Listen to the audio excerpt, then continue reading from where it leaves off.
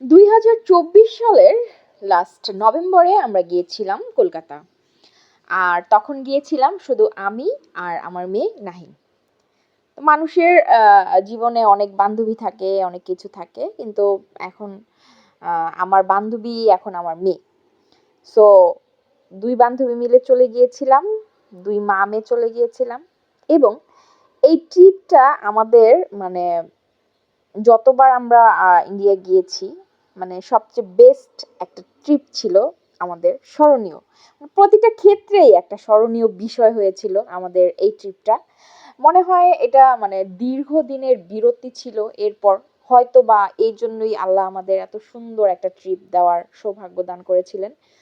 তো আলহামদুলিল্লাহ খুব সুন্দরভাবে গিয়েছিলাম এবং খুবই সুন্দরভাবে এসেছিলাম। আমি প্রথমে ভয়ে ভয়ে ছিলাম যে আমরা দুজন জীবনে কখনো মানে বাংলাদেশের বাইরে একা কখনো যাইনি।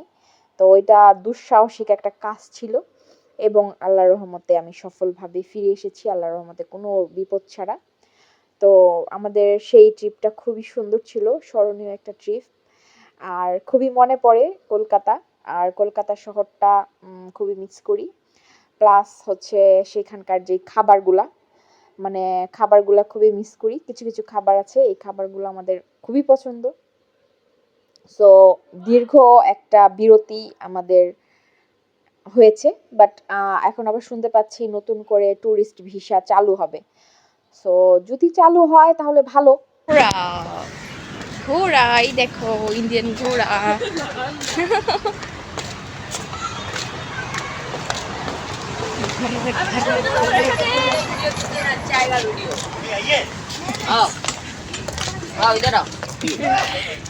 এই ঘোড়া কত করে? 100 টাকা। কতক্ষণ ঘোরা? একদম পুরো লাস্ট মোড় যাবে, মোড় দিয়ে ঘুরে নিয়ে আসবে। আচ্ছা, আচ্ছা। না না হ্যাঁ না, না না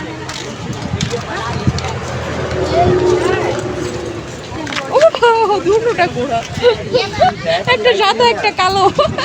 ও বাবা, সাদা ঘোড়াটা বেশি সুন্দর।